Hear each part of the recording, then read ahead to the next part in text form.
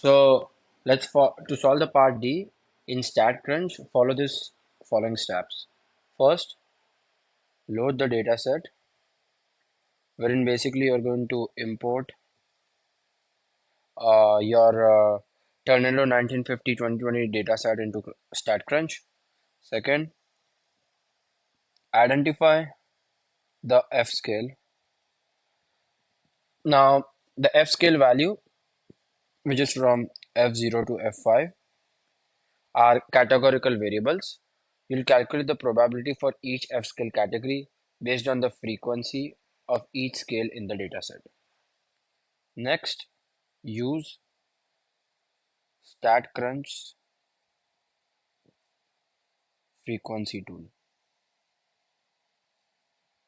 So for this, you go to Stat,